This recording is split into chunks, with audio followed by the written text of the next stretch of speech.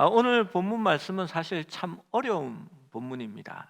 그리고 일반적으로 주일 설교 때에 잘 설교하지 않는 본문이기도 합니다. 그러나 많이 들어본 말씀입니다. 여러분 어디서 많이 듣는지 아십니까?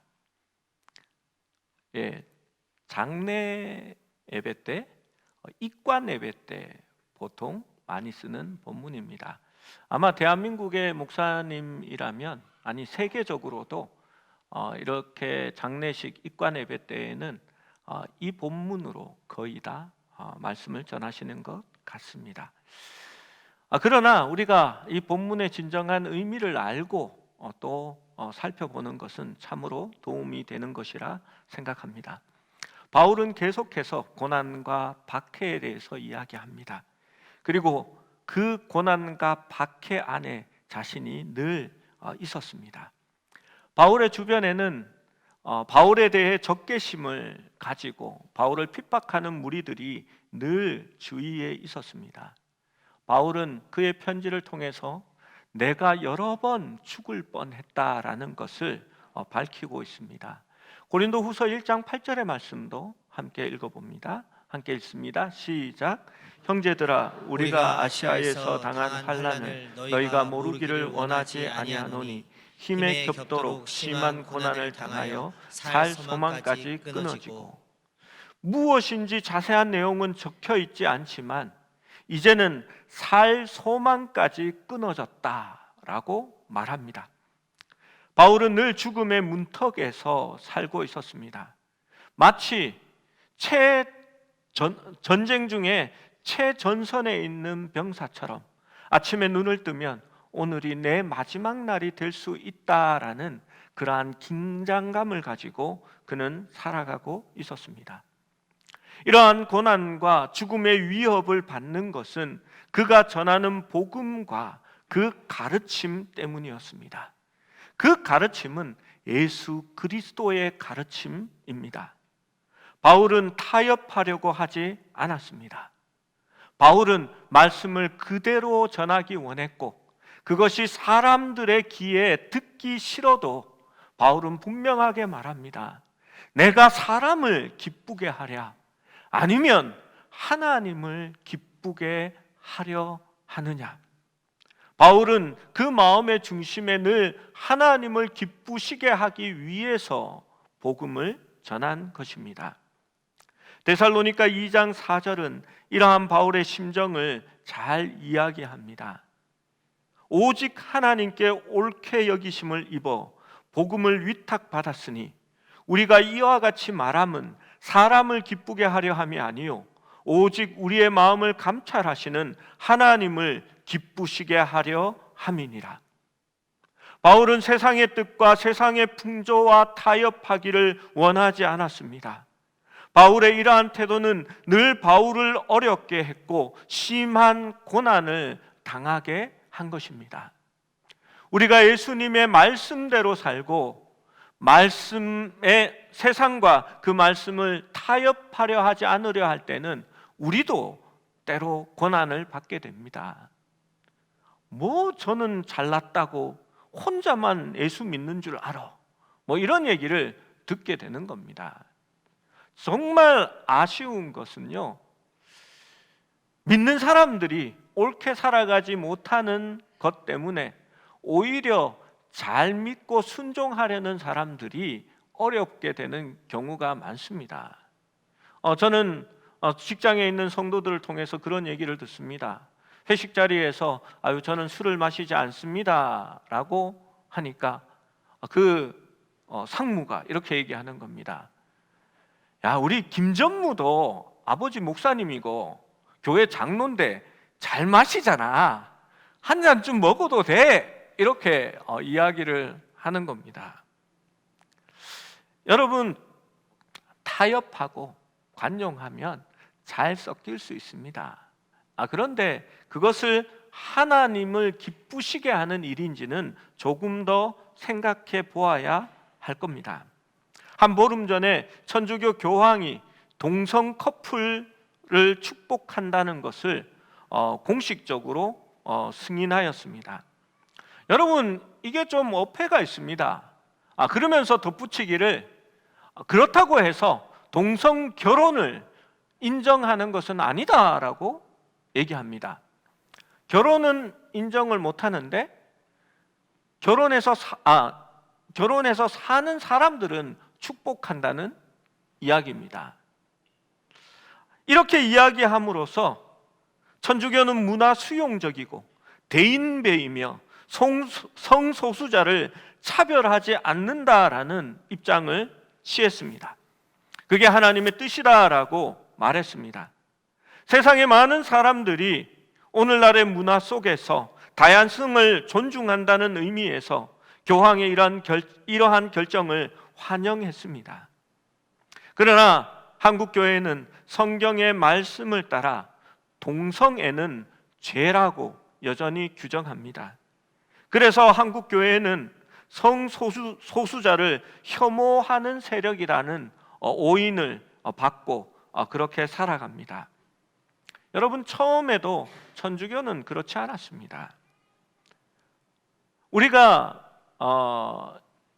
우리 동네에서 이렇게 암사대교를 건너서 강북 도로를 타고 이렇게 일산 방향으로 가다 보면 절두산이라는 곳이 있습니다. 당인리 화력발전소 옆에 있는 곳이지요. 사진을 한번 보여주십시오. 지나가면서 본 기억들이 있으시지요. 천주교는 이곳을 절두산 성지라고 부릅니다. 저 절두산의 서편에는 개신교 선교사 묘지들이 있습니다. 그래서 이 땅에 복음을 전하러 오신 선교사님들이 죽고 그 가족들이 죽으면 그곳에 묘지가 모셔져 있습니다. 왜 조선시대 때에 이 땅에 선교사들의 묘지를 쓸 수 있었는지 아십니까? 사람들이 이 땅을 싫어하고 이렇게 꺼려했기 때문입니다. 원래는 이 언덕의 이름은 잠두봉입니다. 왜 잠두봉이냐 하면 북한산으로부터 쭉 내려오는 산 능선 하나가 얕게 언덕을 이루면서 내려옵니다. 그리고 중간쯤에 와우봉이 조그마한 산이 있고요. 그리고 그 줄기가 조그만 언덕으로 내려오다가 한강에 이르러서 조금 이렇게 튀어오릅니다.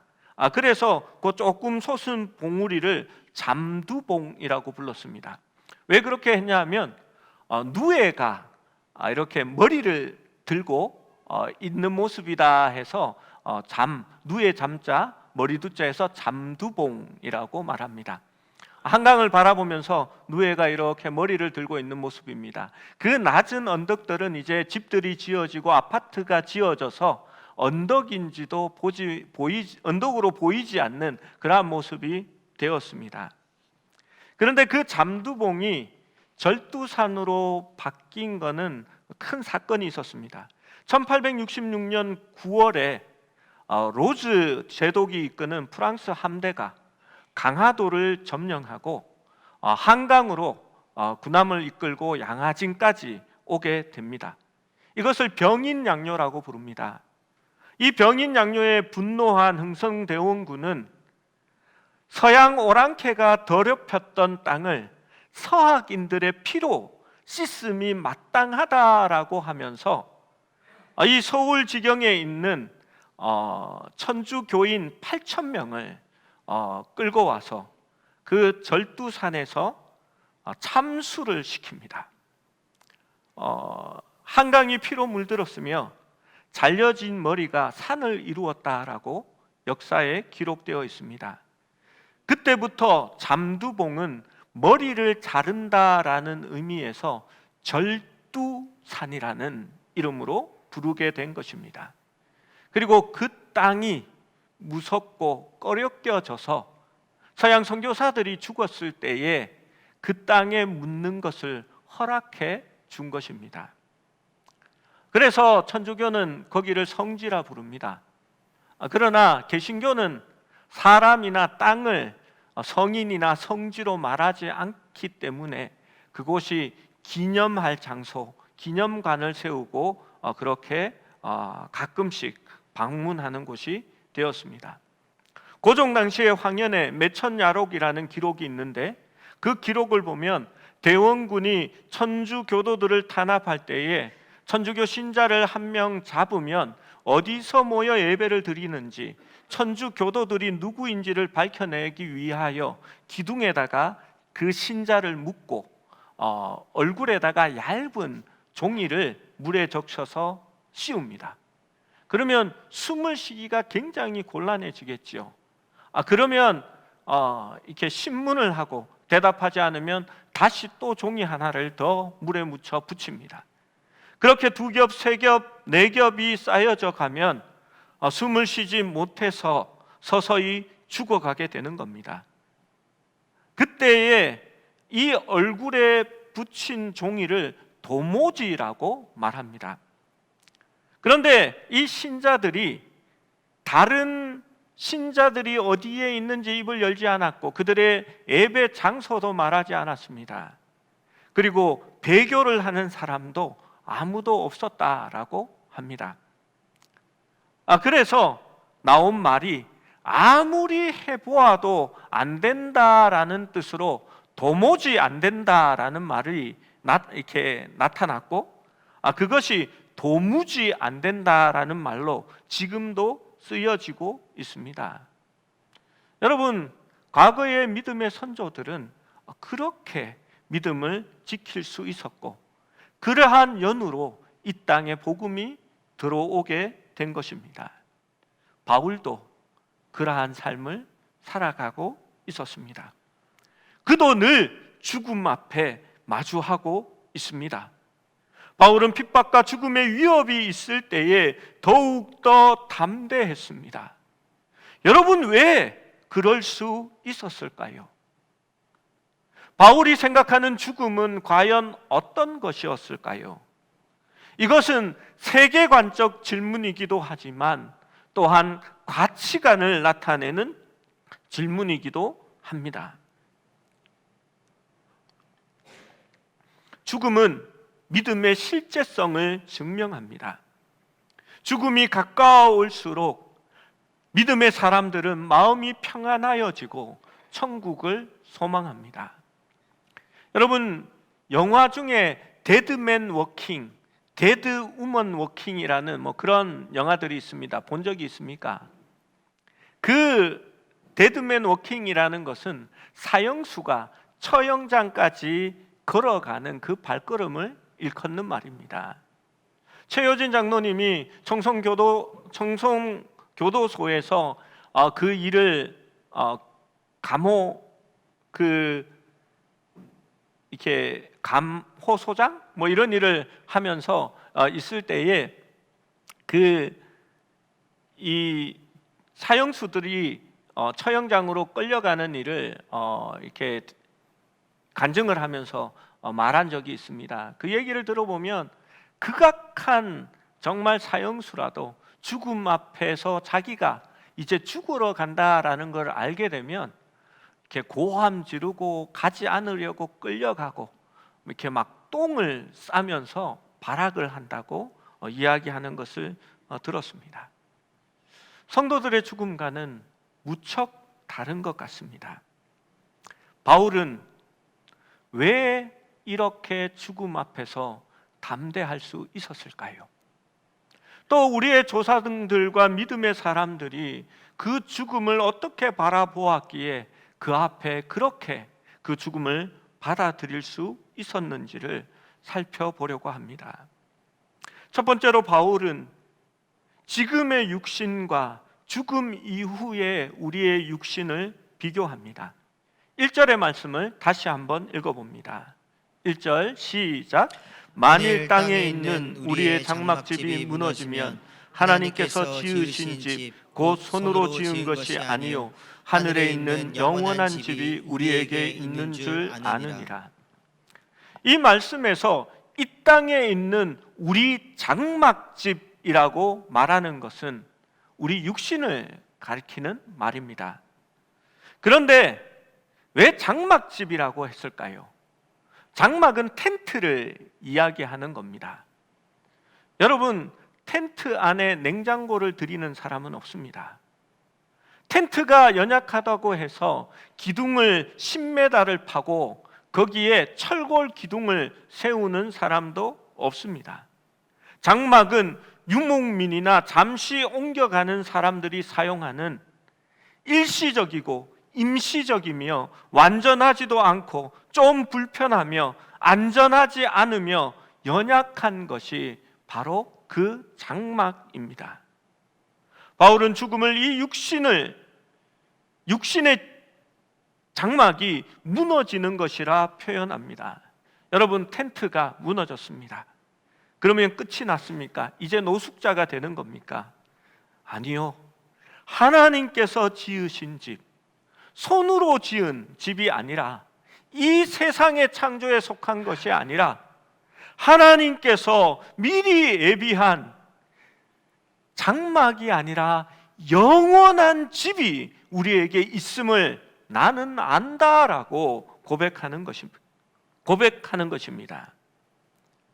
그리고 이 장막집이 무너지면 하늘에 영원한 집이 있는데 그것은 완전하고 영광스러운 것이다 라고 말하는 겁니다. 바울이 보는 죽음은 그러한 의미였습니다. 단지 텐트 생활을 조금 더 빨리 접고 영원한 완전한 집으로 이사를 가는 것이다 라고 그는 생각했습니다. 그래서 죽음과 직면했을 때마다 그는 두려워하지 않았습니다. 이삿날이 조금 더 빨리 다가오는구나 라고 생각했을 것 같습니다. 고린도후서 4장 18절에는 바울이 이렇게 말합니다. 우리가 주목하는 것은 보이는 것이 아니요 보이지 않는 것이니 보이는 것은 잠깐이요 보이지 않는 것은 영원함이라. 바울은 육신에 대해서도 그렇게 생각합니다. 내가 살아가고 있는 이 육신은 보이는 것이고 보이는 것은 잠깐이지만 보이지 않는 영원한 것이 있기 때문에 바울은 거기에 주목한다라고 이야기한 것입니다. 요즘은 그런 얘기를 참 많이 듣습니다. 나이가 들면 아무리 똑똑해도 다 똑같아진다. 아무리 이뻐도 몇 살이 지나면 다 똑같아. 이렇게 화장하는 기술이 좀 더 좋으면 더 낫게 보일 수도 있겠지요. 바울은 그 육신의 유한함을 알고 있었습니다. 그래서 바울은 잠시 받는 환난에 경한 것이 지극히 크고 영원한 영광에 중한 것을 이루게 한다라고 그는 고백합니다. 그래서 환난이 닥쳐올 때마다 이 지극히 작은 경한 것이 영원한 영광의 것을 이루게 하는 기회라 생각하고 그는 타협하지 않았습니다. 물러나지 않았습니다. 더욱더 담대하게 복음을 전할 수 있었던 것입니다. 두 번째로 바울은 벗고자 하는 것이 아니라 덧입고자 한다라고 말합니다. 우리 좀 어려운 말씀이지만 한번 유심히 2절과 4절까지의 말씀을 다시 한번 읽어봅니다. 시작. 참으로 우리가 여기 있어 탄식하며 하늘로부터 오는 우리 처소를 드립기를 간절히 사모하노라. 이렇게 입음은 우리가 벗은 자들로 발견되지 않으려 함이라.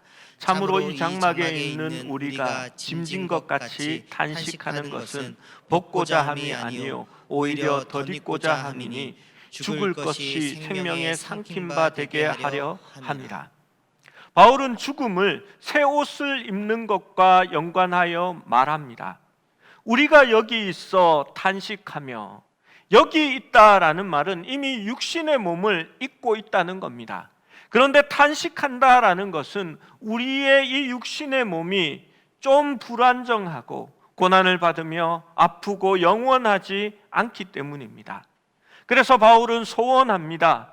하늘로부터 오는 처소로, 그 옷으로 덧입기를 간절히 사모한다라고 말합니다. 여기서 이 개념을 알아야 이 말씀이 이해됩니다. 처음에 옷을 입고 있습니다. 다. 그것은 육신의 몸입니다. 그러면 벗는 것은 뭘까요? 죽은 겁니다. 그러면 육신의 옷을 벗게 됩니다. 그러면 벗은 사람들은 이 육신의 몸을 벗고 영으로 있는 사람들을 가리키는 겁니다. 그런데 육신의 몸 위에 하나님께서 예비한 그 새 집을 덧입는 사람은 누굽니까? 바울은 지금 그것을 소원하고 있는 겁니다. 여러분, 어떻게 하면 이 육신의 몸 위에 영원한 생명의 몸을 덧입게 될까요? 벗지 않고요. 예수님께서 내가 살아있는 동안에 오시면 되는 겁니다. 바울이 원하는 것이 바로 그것입니다. 바울은 자신이 벗은 몸으로 사는 것이 아니라 지금 살아있는 동안에 주님께서 오셔서 죽지 않고 하나님이 예비하신 몸을 그대로 덧입기를 원하는 것입니다. 그래서 말씀대로 죽을 것이 생명의 삼킴바 되게 하려 함이라라고 고백합니다. 주님이 재림하시면서 살아있는 자들이 죽지 않고 영원히 사는 새 옷을 덧입게 되는 것입니다. 나를 믿는 자는 죽어도 살겠고 살아서 나를 믿는 자는 영원히 죽지 아니하리라 라고 말씀합니다. 이러한 일을 이루시는 분은 우리 하나님이신데 그 일이 가능한 것은 우리 속에 있는 성령께서 보증이 되시기 때문이다 라고 말을 합니다. 바울은 죽기를 원하는 것이 아닙니다. 그는 다시 살기를 원하는 것입니다. 그는 온전한 영원한 삶을 원한 것입니다. 이 말씀을 보면서 바울은 늘 죽고 싶어 했구나라고 생각하신다면 잘못 이해를 하고 있는 것입니다. 바울의 소망은 늘 주님과 함께 거하는 것이고 하나님께서 예비하신 새 옷을 입는 것입니다. 그는 이 땅의 삶을 피하고 도피하려고 한 것이 아닙니다. 거기에 대한 내용이 바로 세 번째입니다. 세 번째, 바울은 포기가 아니라 지금도 힘쓰는 사람입니다.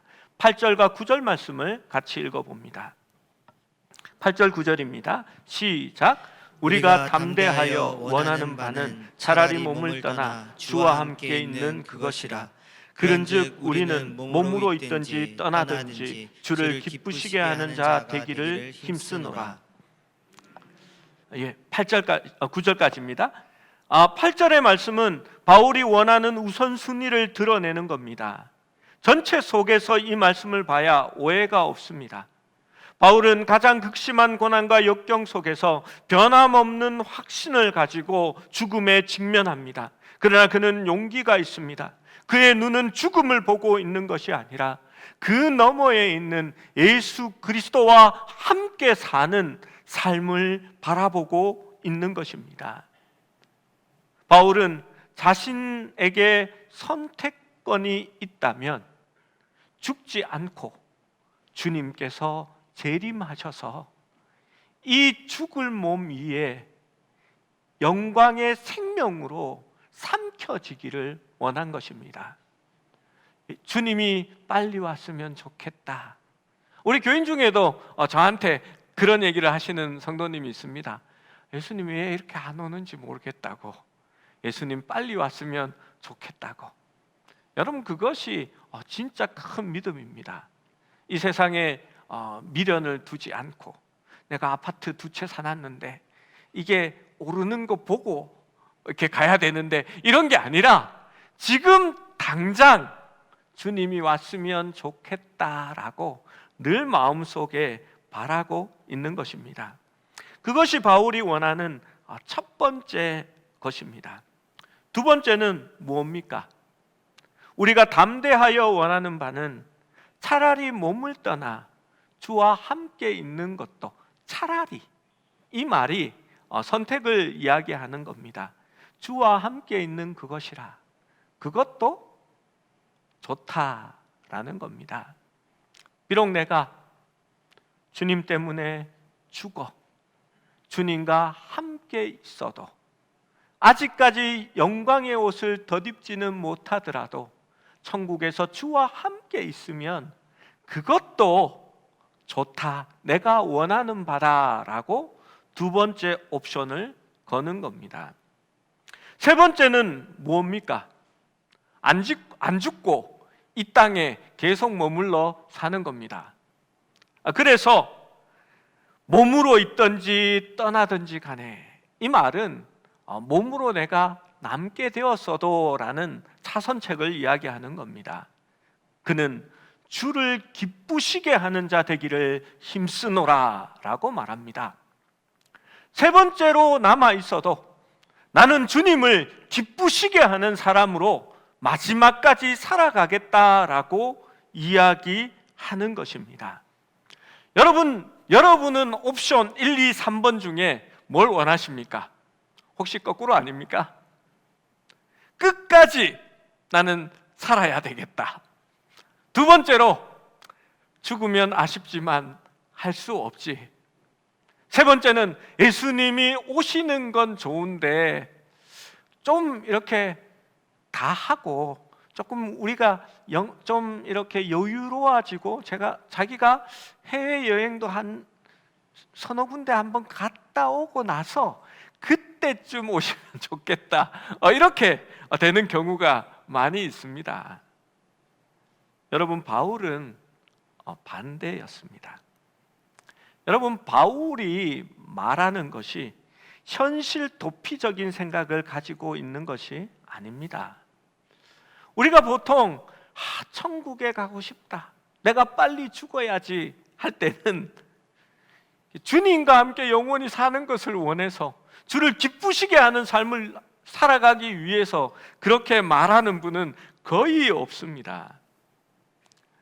저는 좀 직설적인 편입니다. 그래서 제가 애들을 좀 엄하게 키우고 했기 때문에, 남자 애들은 아빠가 뭐라 그러면 이렇게 겁을 먹고 이렇게 통했는데, 막내는 제가 좀 이렇게 인상을 쓰면서 너 말이야 하면은 아빠 왜 화를 내요? 이렇게 얘기를 합니다. 전도를 하러 나갔는데 주위의 교회들이 힘써 같이 전도를 합니다. 저는 참 보기 좋은 모습인 것 같습니다. 이 새로 건축한 교회의 목사님이 와서 이제 아내랑 인사를 했습니다. 그래서 인사를 하고 아내가 그 목사님 참 좋아 보이더라라고 이렇게 얘기를 합니다. 뭐가? 이러니까 인상이 좋고 배가 안 나왔다고, 이렇게 참 좋아 보인다고 그렇게 얘기를 했습니다. 그러더니 자기는 말이야 하면서 이렇게 핀잔을 주는 겁니다. 제가 직설적인 사람이라고 했죠. 뭐라고 얘기했겠습니까? 그 목사님 그 교회에 가. 그런데 성도들이 가끔씩 그 비슷한 이야기를 합니다. 집안의 어른들이나 교회 성도들이 저를 만날 때 혹은 전화를 해서 이렇게 말씀합니다. 목사님, 나 이제 죽어야겠어요. 나 이제 천국 가고 싶어요. 왜 사는지 모르겠어요 하고 이렇게 눈물 짓는 소리를 합니다. 그러면 제가 직설적인 사람이라 뭐라고 얘기하겠습니까? 빨리 천국 가세요 이러면 제가 딴 데 가는 겁니다. 여기서 목회 못하고. 성도들에게는 그럴 수가 없죠. 이렇게 위로받고자 내 상황을 좀 들어달라고 하는 얘기인지 압니다. 왜 그러세요? 하고 이제 그 이야기를 듣습니다. 그런데 여러분, 그 죽고 싶다라는 표현을 쓴 것은 바울도 마찬가지인데, 그는 그것을 차선책의 삶의 방법으로 쓴 겁니다. 그가 죽겠다라는 것은 살아 있어도 더욱더 열심히 주를 기쁘시게 하는 자로 살겠다라는 표현이 되는 것입니다. 내가 힘도 없고 이제 사는 맛도 없고 낙도 없으니까 죽어야겠다. 여러분, 지금 살아있는 동안에 하나님과 함께 기뻐하는 삶을 살지 못하면 천국에 가서도 별로 기쁘지 않을 겁니다. 어떤 분은 이렇게 얘기하더라고요. 예배가 저는 싫습니다. 그 찬양이 너무 길어요. 찬양 시간 좀 줄이고 한 곡만 했으면 좋겠어요. 목사님, 예배 시간도 확 줄여야 돼요. 요즘 1시간씩 예배 드리는 데가 세상에는 없어요. 이렇게 말합니다. 여러분, 그런데 참 비극적인 것은요, 천국에 가면 성도들이 늘 하나님을 찬양하고 주님과 함께 있어서 노래하고 계속해서 예배를 드린다라고 기록되어 있습니다. 여러분, 그분은 천국에 가시면 천국이 지옥 같을 겁니다. 여러분, 그것이 기쁨이 될 수 있어야 하는 겁니다. 바울은 믿음을 가졌습니다. 그 믿음은 극심한 고난과 역경 속에서도 단호하고 변함없는 확신을 가지고 그가 죽음에 직면하게 했습니다. 그는 사는 것도 그리스도요, 죽는 것도 그리스도이기 때문에, 주님과 함께 있는 것이기 때문에 차라리 몸을 떠나 주와 함께 있는 것도 괜찮다, 나는 그것을 원한다 고백할 수 있었습니다. 그러나 내가 살아있는 것도 주를 기쁘시게 하기 위하여 살아간다라고 말할 수 있었던 것입니다. 여러분, 현재의 삶에 주님을 기쁘시게 하고 주님과 함께 동행하는 사람이어야말로 내가 주와 함께 지금 죽어도 괜찮다라고 말할 수 있는 사람입니다. 우리 9절과 10절 말씀을 다시 한번 읽어봅니다. 9절 10절입니다. 시작. 그런즉 우리는 몸으로 있든지 떠나든지 주를 기쁘시게 하는 자가 되기를 힘쓰노라. 이는 우리가 다 반드시 그리스도 심판대 앞에 나타나게 되어 각각 선악간에 그 몸으로 행한 것을 따라 받으려 함이니라. 바울은 마지막으로 우리에게 부탁합니다. 우리가 비록 몸으로 선악간에 행하지만 그 몸으로 행한 것에 따라 하나님의 심판대 앞에서 나타나게 될 것, 판단받게 될 것이라 라고 이야기합니다. 여러분, 너무 멀리 있는 것 같죠? 이렇게 생각해 봅시다. 남자들이 조금 더 힘이 셉니다. 간혹 안 그런 집도 있지만. 그래서 남자들이 보통 이런 일을 하고 집을 좀 도와주고 해야 되는데 남자들이 밖에 나가 노는 데만 관심이 있어서 별 그게 없습니다. 그런데 약해지는 것도 남자들이 먼저 약해집니다. 그러면 나중에 젊을 때 그 몸이 행한 것에 따라서 아내가 심판하여서 똑같이 돌려주는 겁니다. 그게 오늘 말씀인데 하나님과 우리의 입장만 조금 바꿔놓은 겁니다. 여러분, 그래서 그럼 뭐라고 얘기할까요? 남자 성도님들, 젊을 때 힘 있을 때 그 몸으로 좀 잘하시기 바랍니다. 그래야 나중에 잘 살 수 있습니다. 아무도 아멘 하시지 않으네요. 우리 좀 저쪽에서는 곤란하다는 표정을 짓습니다. 1부 때 반장로님은 크게 아멘 하셨거든요. 미국의 대통령이었던 존 애덤스가 노인이 되었을 때의 일입니다.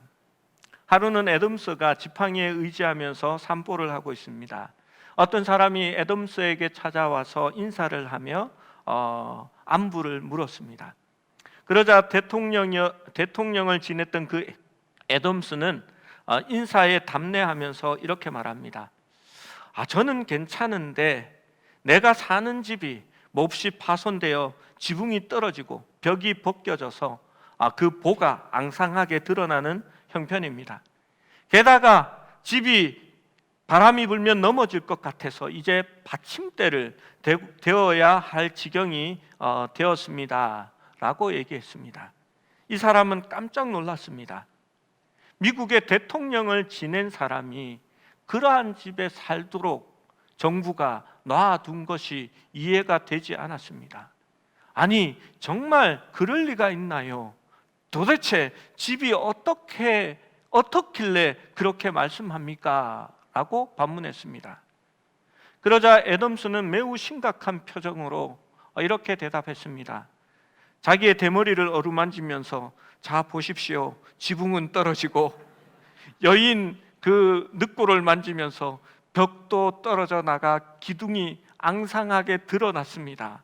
그리고 손에 든 지팡이를 흔들면서 말을 이었습니다. 바람이 불면 집이 움직여 위험하기 때문에 이렇게 받침 기둥을 대고 기대어 있어야 합니다. 저는 이 집에서 오래 살 수 있을 것 같지는 않습니다. 그리하여서 이사를 갈 준비를 하고 있습니다. 바로 저곳으로 말입니다. 여러분, 늘 믿음의 집을 준비하고 그 새로운 영원한 소망을 가지고 살아갈 수 있는 사람이 그리스도인입니다. 그 하늘의 소망을 가지고 있지만 그 소망 때문에 내가 살아있으나 죽으나 주를 기쁘시게 하는 자가 되기를 위하여 힘쓰는 자가 또한 그리스도인인 것입니다. 바울은 아들과 같은 디모데에게 마지막 유언과 같은 편지를 씁니다. 그는 거기에서 이렇게 말합니다. 나는 선한 싸움을 싸우고 나의 달려갈 길을 마치고 믿음을 지켰으니 이제 후로는 나를 위하여 의의 면류관이 예비되었으므로 주 곧 의로우신 재판장이 그날에 내게 주실 것이며 내게만 뿐만이 아니라 주의 나타나심을 사모하는 모든 자에게도니라. 여러분, 사나 죽으나 주를 기쁘시게 하는 자가 되기 위하여 노력하는 우리 모두가 될 수 있기를 소원합니다.